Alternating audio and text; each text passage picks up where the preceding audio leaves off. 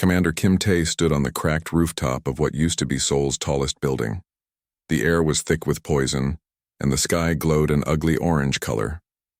Dead fish floated in the Han River below, and the streets were empty except for piles of garbage that nobody could clean anymore. 3 months ago, the aliens had come from space.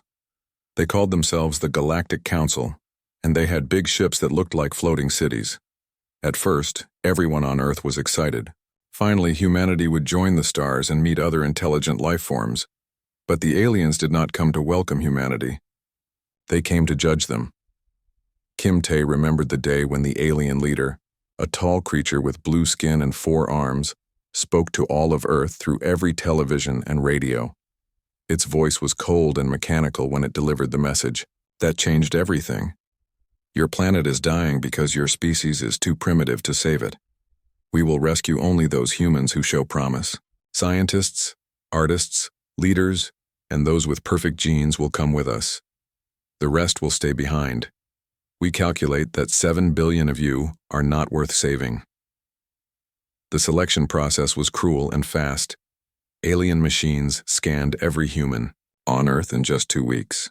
They took Lee Hana, a brilliant doctor, but left her husband behind because he had bad eyesight. They took Park Jin, a 10-year-old boy with an IQ over 200, but left his parents crying at the departure gate. Kim Tae had been a military commander before the aliens came. He was smart and strong, but he was also 45 years old with gray hair and a bad knee from an old injury. The alien scanners looked at him for exactly 3 seconds before marking him as genetic waste. Now he watched the final evacuation ship rise into the poisoned sky. Inside that ship were 50,000 humans who had been deemed worthy of survival. Left behind were 7 billion people who had been sentenced to die on their ruined world. The aliens had not just abandoned the unwanted humans. They had also stripped Earth of everything valuable. All the clean water was pumped into their ships. All the fertile soil was scooped up and taken away. Even the fish from the oceans were captured and loaded into alien cargo holds. They took everything, whispered Park Min, standing beside Kim Tae on the rooftop. Park Min had been a subway engineer before the world ended. He was thin and quiet, but his eyes were sharp and angry. They left us to die slowly on a dead rock, down. In the streets, thousands of people wandered around like ghosts. Some were crying. Some were screaming at the empty sky. Others just sat down in the poisoned dirt and waited for death to come. But not everyone was giving up. Kim Tae looked at the small group of people who had gathered around him and Park Min. There was Dr. Choi Yoon, a chemist whose research had been stolen by the aliens but who was too old to be selected. There was Yang Su, a computer programmer who could hack any system but who had failed the genetic purity test because of her club foot. There was Kang Do, a former Special Forces soldier who had been rejected for having the wrong blood type. All of them had been thrown away like garbage. All of them had been told they were worthless. "Listen to me," Kim Tae said to the group. His voice was rough from breathing the toxic air, but it was steady and strong. The aliens think we are dead already. They think we are too weak and stupid to survive without their help. He looked up at the orange sky where the last alien ship had disappeared. But they made a mistake. They took our best and brightest, yes, but they left behind something they do not understand. They left behind human stubbornness. They left behind the kind of people who refused to die quietly. Park Min nodded slowly. The subway tunnels are still intact. Deep underground, the air is cleaner. We could build shelters there. We could survive. Dr. Choi Yoon spoke up. The aliens left behind some of their technology when they stripped the cities. Broken pieces, yes, but I might be able to figure out how it works. Yang Su smiled, for the first time in weeks. If we can learn to use their tech, we can do more than just survive. We can fight back. Kim Tae felt something he had not felt since the aliens arrived. Hope. They abandoned us because they thought we were worthless, he said. Let them keep thinking that. Let them believe we died quietly in the dirt, but we will not die, we will live, we will learn. And someday, when they least expect it, we will show them what the abandoned can accomplish. The small group stood together on the rooftop as toxic rain began to fall. Below them, the ruins of Seoul stretched out like a graveyard. Above them, the poisoned sky promised only death. But in their hearts, a different kind of fire was beginning to burn. The aliens had thrown away humanity's unwanted children, never imagining that being abandoned might make them stronger instead of weaker. The real story was just beginning. 50 years had passed since the Great Abandonment. Dr. Choi Yun walked through the gleaming corridors of New Seoul, the massive underground city that now stretched for miles beneath the poisoned surface of Korea. The air was clean and fresh, pumped through advanced filtration systems that the original survivors had built from salvaged alien technology.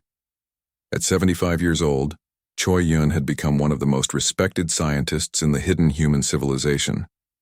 Her gray hair was pulled back in a neat bun, and her eyes still sparkled with the same curiosity that had kept her alive during those first terrible years after the abandonment. She stopped at a massive viewing window that looked out into the central plaza of the underground city.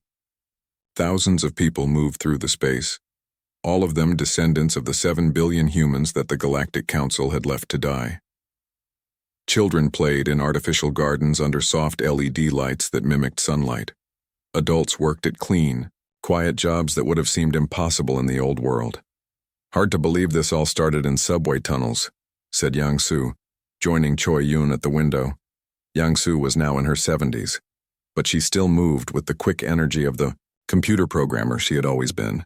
Her clubfoot, which had marked her as genetically unworthy 50 years ago, now seemed like just another part of her character. "Kim Tae would be proud," Choi Yun replied softly. The old commander had died 15 years ago, but his vision had lived on. The humans underground had not just survived, they had thrived in ways their alien abandoners could never have imagined. Yang Su tapped her tablet, bringing up a holographic display that showed the current status of their secret civilization. Population just hit 12 million. Food production is at 120% of need. Energy systems are running smoothly, and our technology projects are ahead of schedule. The technology was the real miracle. When the aliens had stripped Earth, they had been careless. Broken pieces of their advanced machines had been left behind in the ruins. The surviving humans had spent decades studying every fragment, learning how alien computers worked, how their energy systems functioned, how their materials were made. But humans had done more than just copy alien technology. They had improved. "Show me the stealth project," Choi Yun said. Yang Su smiled and touched another control. A section of the corridor wall seemed to shimmer and then disappeared completely, revealing a hidden room beyond. "Perfect optical camouflage. We can bend light around anything now. Their sensors cannot detect our ships when we activate the stealth fields." The humans had been building ships in secret for 20 years, not the big, clumsy vessels that the aliens used, but small, fast craft that could slip through space undetected. They had been watching the galaxy, learning about the civilizations that had rejected them. What they had discovered was fascinating and troubling. "The reports from our scout ships are getting worse," Yang Su continued, pulling up another display. "The Galactic Council is at war with something called the Convergence.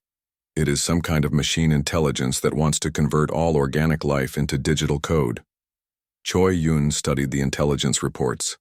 The war had been going on for 10 years, and the Council was losing badly. Entire star systems had fallen to the mechanical invaders. Billions of aliens had been killed or converted into digital slaves. "What about our people?" Choi Yun asked. "The ones who were taken 50 years ago?" Yang Su's expression darkened. "They are still alive, but they are treated like pets. The aliens keep them in special colonies like zoo animals. They are fed and housed and protected, but they have no real freedom. They are not allowed to work in important jobs or make decisions about their own lives." This news made Choi Yun angry, but it also gave her an idea. "The Council is desperate. They are losing the war and they need help, but they are too proud to ask for it directly." "What are you thinking?" Yang Su asked. Choi Yun walked to another section of the underground city, where teams of engineers were working on their most advanced projects. In one lab, Scientists were developing quantum computers that could process information faster than anything the aliens had. In another room, weapons specialists were creating devices that could disrupt the convergence machines. "We have spent 50 years learning their technology and making it better," Choi Yun said. "We have ships they cannot detect and weapons they do not understand. We have computers that can break their codes and infiltrate their networks." She stopped at a massive computer terminal where streams of data flowed across dozens of screens. This was their intelligence center, where they monitored communications across the galaxy. Every message sent by the Council, every battle report from the war, every diplomatic discussion between alien species was intercepted and analyzed here. "The aliens abandoned us because they thought we were weak and worthless," Choi Yun continued. "But we are not weak anymore. We are stronger than they are. We are smarter than they are. And they have no idea we even exist." Yang Su began to understand. "You want to help them win the war." "Not help them," Choi Yun corrected with a cold smile. "Control them. Let them think they are winning through their own brilliance. But every victory, every strategy, every decision will really come from us. We will save the galaxy from the shadows, and when it is over, we will be the real power behind everything." The abandoned children of humanity were ready to take their revenge. The convergence warship Death Logic was 3 minutes away from destroying the planet Velka when something impossible happened. Its massive engines suddenly shut down, and the ship began spinning helplessly in space. The mechanical crew tried, desperately, to restart their systems, but every computer on the ship was showing error messages in languages that did not exist. On the bridge of the Galactic Council cruiser Star Justice, Admiral Zekthari watched in amazement as his enemy became a sitting target. His 4 blue arms moved quickly across the control panels as he ordered all weapons to fire. The Death Logic exploded in a brilliant flash, taking 3,000 convergence machines with it. "Impossible," whispered Zekthari's communications officer. "Our intelligence said they had perfect defensive systems. How did their computers fail at exactly the right moment?" 500 light-years away, in the hidden command center beneath the ruins of Seoul, Kang Do smiled as he watched the battle through hijacked surveillance systems. At 55 years old, he had become humanity's master of electronic warfare. His fingers moved across holographic keyboards, sending invisible commands through quantum networks that the aliens did not even know existed. "Target destroyed," he reported to his team. "The Convergence still has no idea that their secure networks have been compromised for the past 2 years." Shin-A, sitting at the next workstation, was already preparing the next phase of their operation. She was one of the younger generation, born in the underground cities after the abandonment. To her, manipulating alien technology was as natural as breathing. "The Council fleet at Rigel is requesting backup. Should we give the Convergence another mysterious system failure?" "Not yet," said Dr. Nam Wu, walking into the command center with a small vial of clear liquid in her hand. At 40, she was humanity's leading expert in biological warfare, though no alien would ever know her name. "I want to test this new virus first.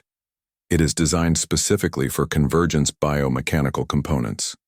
The virus in the vial looked harmless, like ordinary water. But Nam Wu had spent years studying samples of Convergence technology that human scout ships had secretly collected from battlefields. She had discovered that the machines used organic neural networks to process complex information. Those networks could be infected just like any other biological system. "How will you deliver it?" asked Kang Do. Nam Wu smiled. "The Convergence ship Binary Sword will dock at Station Theta 7 tomorrow for repairs. I have already arranged for the virus to be introduced into their air recycling system through a maintenance worker who does not know what he is carrying." This was how humanity fought its invisible war. They had spent decades infiltrating alien society, placing their agents in positions where they could cause maximum damage without being detected. Janitors who planted viruses, technicians who sabotaged equipment, clerks who altered important documents. All of them appeared to be ordinary alien workers, but they were actually human operatives with surgically altered faces and implanted identification chips. The war between the Galactic Council and the Convergence had been raging for 15 years. But neither side understood that a third party was controlling the outcome of every major battle. When the Council needed to win, Convergence ships would mysteriously malfunction. When the Convergence gained too much advantage, their battle plans would somehow reach Council intelligence networks. "The latest reports show that both sides are exhausted," said Yang Su, now serving as Earth's intelligence chief despite being in her 80s. Her mind was still sharp, and she had trained dozens of younger humans in the art of invisible manipulation. The Council has lost 40% of their fleet. The Convergence has had to retreat from 12 star systems because of unexplained technical failures. In the medical bay, Dr. Osu was putting the finishing touches on her latest creation. She appeared to be a Thralian cultural researcher, complete with the gray skin and extra joints that marked that alien species. But underneath the biosynthetic disguise, she was completely human. Tomorrow she would attend a high-level council meeting where the aliens would discuss their desperate need for new allies in the war. "The council is starting to believe in miracles," Osu reported through encrypted channels. "Every time they face impossible odds, something saves them at the last moment. Their religious leaders are claiming that the gods favor their cause. This was exactly what humanity wanted. Let the aliens think their victories came from divine intervention or superior tactics. Let them believe they were winning the war through their own brilliance. The truth was that every success was carefully orchestrated by human intelligence, and every failure was the result of human sabotage." Lim Hai, now serving as Supreme Commander of Earth's hidden military, studied the galactic situation from her office deep beneath the ruins of Busan. At 60, she had inherited the vision of Kim Tae and the other founders, but she had expanded it far beyond what they had originally imagined. "Phase 1 is nearly complete," she announced to her staff. "Both sides trust our intelligence, follow our strategic advice, and depend on our hidden support. They have no idea that their entire war is being managed by the species they abandoned 50 years ago. The invisible war was working perfectly. Soon it would be time for Phase 2, when humanity would emerge from the shadows not as saviors but as the new masters of the galaxy. The abandoned had become the puppet masters, and their former oppressors were dancing to humanity's tune. The emergency session of the Galactic Council was in complete chaos. In the Great Hall on the capital world of Zerion Prime, representatives from 50 different alien species shouted at each other in dozens of languages. Admiral Zekthari slammed his 4 fists on the speaking podium, trying to restore order. "How? Are we winning battles that should be impossible to win?" he roared, his blue skin turning darker with frustration. "Our computers show that we should have lost the war 3 years ago, but somehow we keep achieving miraculous victories." In the observation gallery above, a quiet figure in a brown robe took careful notes. To anyone watching, she appeared to be a minor clerk from the Thralian diplomatic mission. Her gray skin and elongated limbs matched the Thralian appearance perfectly, but underneath the biosynthetic disguise, Osu was completely human, and every word spoken in this chamber would be transmitted to Earth within the hour. "The probability calculations make no sense," continued Admiral Zekthari. "Convergence fleets malfunction at exactly the right moments. Their battle plans somehow reach our intelligence networks. Their most advanced ships suffer mysterious system failures just before crucial engagements." Dr. Veltar, the Council's chief scientist, waved his tentacles nervously. "Perhaps the convergence technology is not as reliable as we believed. Mechanical systems can develop unexpected flaws. 50 different flaws, on 50 different occasions, at exactly the moments we needed them most?" Zekthari's voice dripped with skepticism. "Either we are the luckiest military force in galactic history, or someone is helping us without our knowledge." Osu smiled behind her alien mask. If only they knew how close to the truth they were. The debate continued for hours, but the council members could not reach any conclusions. They had no way of knowing that their entire war effort was being secretly managed by the species they had abandoned decades ago. Every major decision they made was based on intelligence reports that had been carefully edited by human agents. Every strategic plan was subtly influenced by advice from human military experts who had spent years studying both sides of the conflict. After the session ended, Osu made her way through the corridors of the council building. She passed dozens of alien workers, many of whom nodded respectfully to the humble Thralian clerk. None of them suspected that she was actually receiving coded messages through microscopic implants in her skull. The latest message was from Supreme Commander Lim Hay on Earth. Phase 3 is approved. Begin implementation immediately. Osu entered a maintenance closet and activated a hidden communication device. Within seconds, she was connected to human agents across the galaxy. "Attention all units," she whispered into the transmitter. "Operation Puppet Master is moving to the next level. We are no longer just influencing the war. We are taking direct control of both sides." On the mining world of Kepler-7, Park Hyun received the message while pretending to repair a convergence communication array. To the mechanical overseers, he appeared to be a standard biomechanical hybrid worker, part human and part machine. But his human consciousness was completely intact, and his mechanical components were actually advanced human technology, disguised to look like convergence hardware. "Understood," he replied quietly. "I have identified 12 key convergence commanders, who can be replaced with our synthetic duplicates. The replacements are ready for deployment." Thousands of light years away on the Council military base at Rigel Station, Captain Lee Bok was reviewing the latest tactical reports. He had been serving in the Council military for 8 years, and his service record showed steady promotion through the ranks. His alien colleagues respected his strategic insights and often asked for his advice on difficult problems. What they did not know was that Lee Bok was actually a human agent with surgically altered features and forged identity documents. Every piece of tactical advice he gave was designed to benefit humanity's long-term goals. "Sir," said his aide, a young Velkan officer, "we have received new intelligence about convergence fleet movements. Should we alert the Admiral?" Lee Bok studied the report carefully. The intelligence was accurate, but it had been provided by human spy networks, not Council sources. The convergence ships would indeed attack the mining colonies, but only because human agents had fed them false information about Council weaknesses in that sector. "Yes, alert the Admiral," Lee Bok said, "but suggest that we position our forces here instead." He marked a location on the tactical display. "It will give us a better strategic advantage." What he did not mention was that the suggested position would also allow human ships to observe the battle from a safe distance, gathering intelligence that would be useful for future operations.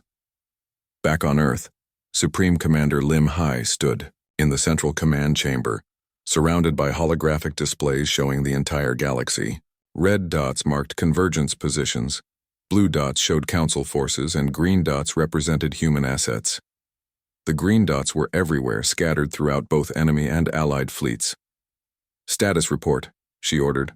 Her aide, Bei Ri, consulted her data pad. "We now have agents in key positions throughout both military hierarchies. 47% of all strategic decisions made by the Council are actually based on our recommendations. 32% of convergence battle plans are influenced by our intelligence manipulation." Lim Hay nodded with satisfaction. "And they still have no idea we exist. The convergence believes their recent failures are due to Council superiority. The Council believes their successes are due to divine favor or tactical brilliance. Neither side suspects that the abandoned humans are now controlling their entire war. The puppet masters had their strings attached to every major player in the galactic conflict, and soon they would be ready to end the war on their own terms." The peace treaty was signed on the neutral space station Harmony with great ceremony. Representatives from both the Galactic Council and the Convergence put their names and marks on the document that would end 15 years of devastating war. Admiral Zek Thari's 4 blue hands shook slightly as he signed for the Council. The Convergence Prime Unit's mechanical appendages moved with perfect precision as it added its digital signature. Neither side realized that the neutral mediators who had arranged every detail of the treaty were actually human agents. The peace, terms that seemed so fair to both sides, had been carefully crafted in the hidden command centers beneath Earth's poisoned surface. In the observation deck of the station, Dr. Kim Yuna watched the ceremony with quiet satisfaction. She appeared to be a minor diplomatic aide from the Altarian Republic, but she was actually one of humanity's most skilled negotiators. Every clause in the treaty, every territorial boundary, every trade agreement had been designed to serve humanity's long-term interests. "The treaty is signed," she whispered into her hidden communicator. "Phase 5 is complete. The galaxy is now under our indirect control." 500 light-years away, Supreme Commander Lim Hai received the message in her office deep beneath the ruins of Busan. At 70 years old, she had spent her entire adult life working toward this moment. The walls around her were covered with holographic displays showing every star system, every major trade route, every military installation in the galaxy. Green dots pulsed steadily on the displays, marking human agents who had been placed in key positions throughout galactic civilization. There were human operatives in every major alien government, every important corporation, every military command structure. They worked as advisors, clerks, technicians, and officers, but their true loyalty was to the hidden human empire that ruled from the shadows. "Congratulations, Commander," said her aide, Colonel Park Day. "We did it. The abandoned species has become the secret masters of the galaxy." Lim Hai smiled, but her expression was thoughtful rather than triumphant. "The hard part is just beginning. Now we have to maintain control without anyone discovering who we really are." She walked to the communications center where dozens of human operators monitored message traffic from across the galaxy. Every important decision made by alien governments was reported here within hours. Every military movement, every trade, negotiation, every diplomatic meeting was observed and analyzed by human intelligence experts. "Status report," Lim Hai ordered. "All systems are operating normally," replied Communications Chief Yang Min. "We are intercepting approximately 90% of all interstellar communications. Our economic manipulation protocols are functioning perfectly. Galactic trade is flowing exactly as we planned." The truth was that humanity now controlled the galaxy's economy without anyone knowing it. Human agents had quietly purchased controlling interests in major corporations using funds accumulated through decades of careful manipulation. They influenced currency exchange rates, commodity prices, and shipping schedules. When alien governments needed loans or trade agreements, they unknowingly negotiated with human representatives. "What about our displaced people?" Lim Hai asked. "The ones who were taken during the original evacuation?" Yang Min's expression grew sad. "Still living in the reservation colonies. The aliens treat them well, but they have no real freedom. They are not allowed to work in important positions or participate in government decisions. They are essentially permanent refugees." This was the one part of their success that brought Lim Hai no joy. The humans who had been rescued 50 years ago were still trapped in their golden cages, unaware that their abandoned brothers and sisters had become the most powerful force in the galaxy. A soft chime indicated an incoming message from one of the reservation worlds. Lim Hai accepted the communication and saw the face of Park Jin, now 60 years old, but still recognizable as the brilliant child who had been taken during the evacuation. "Hello, unknown friend," Park Jin said in the message. "I am sending this through the general communication network, hoping it will reach other humans who might be listening. We are safe here on Kepler 442b, but we are not free. The aliens control every aspect of our lives. They make all the important decisions about war and peace, about trade and politics, about the future of the galaxy." Park Jin's face showed the weariness of someone who had spent decades as a pampered prisoner.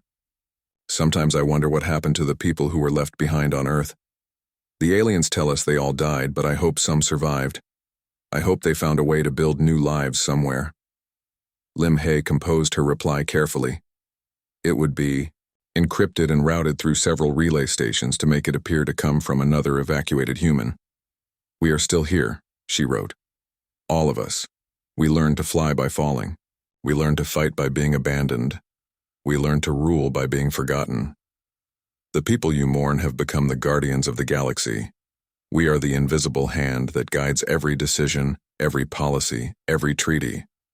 The aliens believe they are in control, but they are wrong. The abandoned children have grown up to become the hidden kings and queens of the stars. She paused before adding the final lines. You are not prisoners, brother. You are witnesses.